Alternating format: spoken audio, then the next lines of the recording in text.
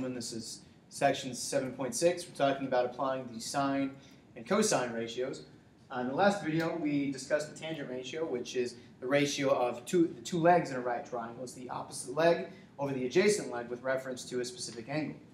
We're talking about similar ratios here. The sine ratio, dealing with, again, a specific angle, in this case angle A, is equal to the opposite leg, not over the adjacent leg, but now we're going to talk about the hypotenuse, which in this case is AB or BA. So if A is our reference point, then our green leg is our opposite leg, is what's across from A, so this would be BC over AB. That's our sine ratio. Our cosine ratio is similar. It's the adjacent leg over the hypotenuse. So in this case, if A is our reference point, our adjacent leg is AC, so it would be AC over AB, and that would be our cosine ratio. And again, these ratios always reduce to a specific value in any right triangle. So like, let's say this is 30 degrees, then the cosine of 30 is always a specific value, no matter what triangle, because it's always going to be a similar triangle, because it will always be a 30, 60, 90 in this case. So those ratios always remain constant, just that the actual values of your legs differ. They still reduce to that number, they're just different lengths. Now, back to kind of the basics of sine, cosine, and tangent. There's a nice way to remember when to use which one, because it can be confusing as to when to use opposite leg and hypotenuse and adjacent and all those things together. So there's a nice shortcut that usually is used in right triangle trigonometry, and it's called SOHCAHTOA, where SO means that the sine ratio deals with the opposite side over the hypotenuse, hence SO. For a CA, that means the cosine is the adjacent over the hypotenuse. So that's where you get CAH, the CA. And for TOA, tangent, opposite, adjacent. So if you remember SOHCAHTOA, you can easily remember what parts of the triangle go with which ratio. So again, sine is opposite over hypotenuse, cosine is adjacent over hypotenuse, tangent is opposite over adjacent, and that's how you can easily remember it. SOHCAHTOA. If you're still writing this, feel free to pause the video. I'm going to go ahead and move on and do a couple of examples for you all. So we're going to find the cosine of angle R and the sine of angle R, and the cosine of S and the sine of angle S. So let's start with angle R. We're going to find the sine with respect to angle R and the cosine with respect to angle R. And so this is our reference down here. For me, the first couple times I do this, it's helpful if I label each side, so if it's opposite, adjacent, or hypotenuse. So in this case, if R is my reference, I know that my hypotenuse is 65 because it's across from my right angle. 16 is opposite because it's across from R, and that leaves 63 being adjacent because it's next to R. So if I'm writing the sine of angle R, SO means that's the opposite over the hypotenuse. So that's going to be 16 over 65, opposite over hypotenuse. The adjacent will be 63 over 65, because cosine, CA, means that the cosine is the adjacent over the hypotenuse, so that's 63 over 65. Now if I use angle S as a reference point instead, the hypotenuse doesn't change, but my opposite and adjacent will. If this is my, this is my reference up here, now 63 has become opposite and 16 has become adjacent. So those are switching. So as you'll notice down here, if I find the sine of angle S, that's now going to be 63 over 65, which was my cosine before, so they kind of switched positions. The cosine of angle S, which is adjacent over hypotenuse, will now be 16 over 65, which was my sine last time. So when you switch the angles, you end up switching sine and cosine. So sine was 16 over 65. When you switch your angle, cosine is now 16 over 65. So there's an interesting relationship that you might observe there. Let's use the sine or cosine ratio, or I'll add in the tangent ratio, to find the value of each variable. And we're going to round decimals to the nearest tenth for these few problems. So let's start with number 1. It doesn't matter if you start solving for A or for B. As long as you use something with enough information, then you can solve for your second variable. So we know we have a 57-degree angle. Let's use that as a reference.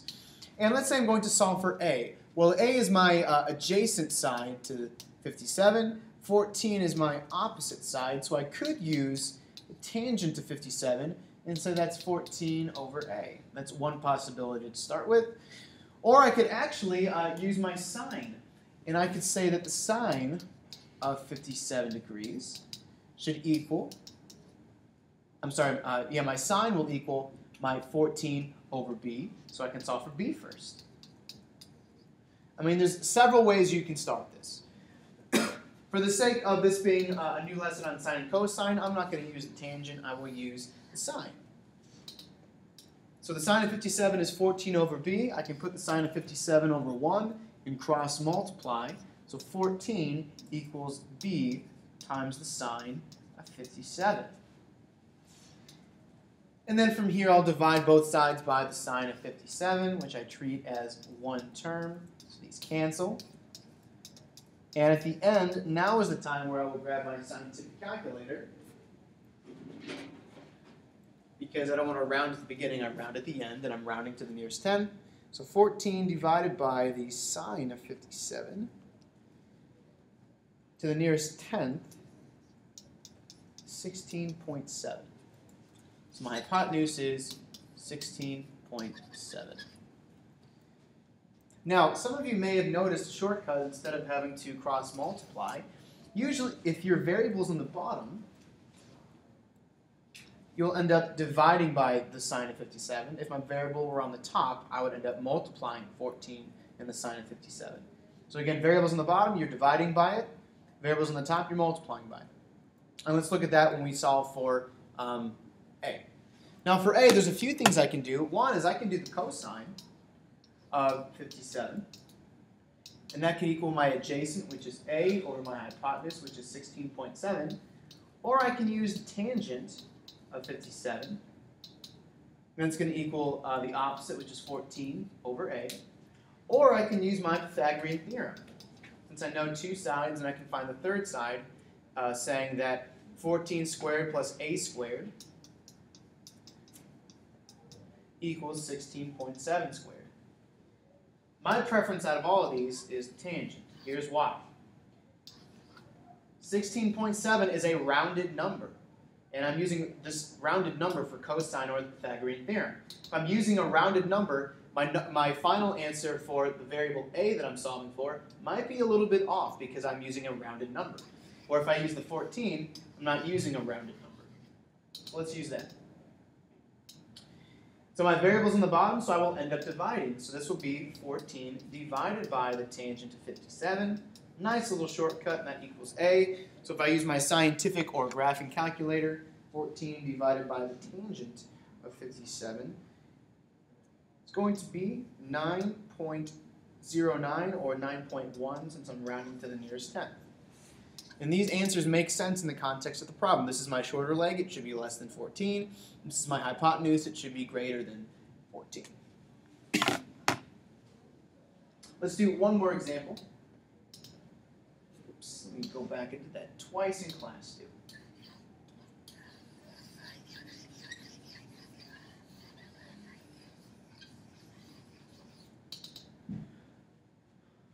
Well, for number 2, my reference is 41. I know that 17 is my opposite, C is my hypotenuse, and D is my, C is my adjacent, and D is my hypotenuse.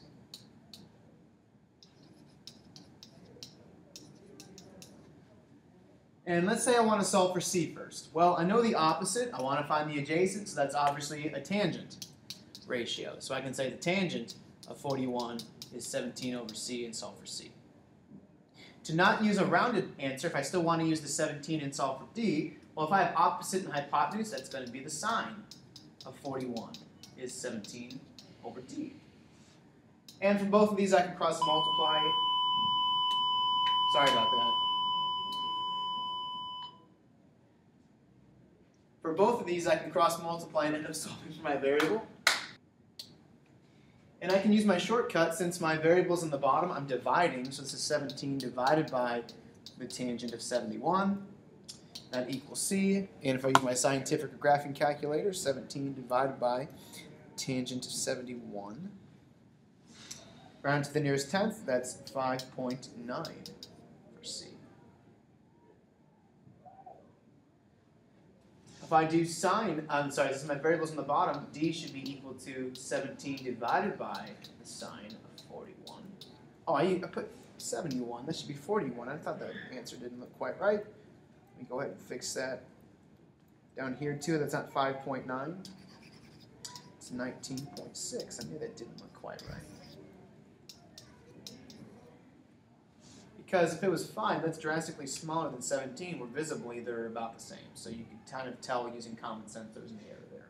But back to d, 17 divided by the sine of 41 ends up being 25.9 when I round to the nearest 10. And that makes sense in the context of my problem. It should be larger than both the other sides, but not drastically larger.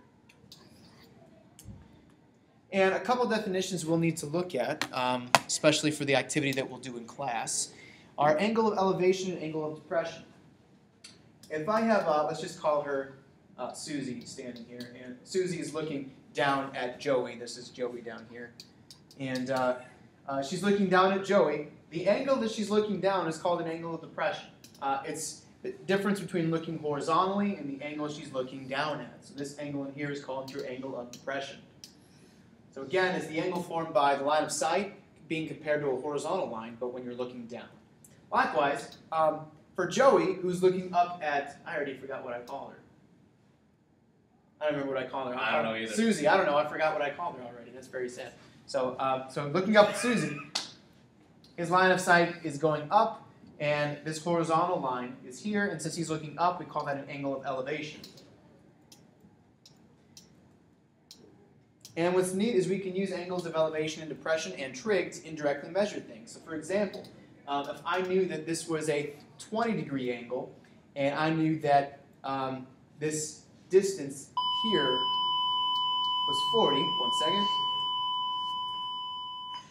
I could use trig to find exactly how long his line of sight is. And we'll do an example like that. So if you need to copy these down, pause it, and then move on, but I'm going to go ahead and move on to an example. So let's say you're skiing on a mountain with an altitude of 1,200 meters, and we can see that labeled in this kind of rectangular figure here. The angle of depression is 21 degrees with whoever the skier is looking down. I'll call him Carl. So Carl is looking down at an angle of depression of 21 degrees. About how far do you ski down the mountain? So you're looking for this distance that you're going to end up skiing down the mountain, and we know our angle of depression is 21, and we know the altitude is 1,200. What we have here is a right triangle that we can use to, instead of measuring this distance somehow with a measuring tape or other means, we can just simply use trigonometry. So we have this angle of reference. We know our opposite side is 1,200, and our hypotenuse is x. So opposite and hypotenuse, that's the sine ratio. So the sine of 21 should equal 1,200 over x. And now we can use trig to indirectly measure. We're not having to go out with a measuring tape and physically measure. We can indirectly measure. So since my variable's on the bottom, I will be doing 1,200 divided by sine of 21. That's going to give me x, which is, pause for dramatic effect here, 3,348.5 feet. Or, I'm sorry, meters, since we're measuring in meters. And if you got a tape measure and measured, you'd find that that would be approximately the distance. So if you have an angle of elevation or angle of depression and know one other value, like this height here, you can indirectly measure the distance something is from you, how far you're going to travel, how tall something is, and that's what we'll see in class tomorrow. So I hope this video was a bit helpful. Sorry about the bells going off in the middle of it. If you have questions, feel free to email me or see me before or after school.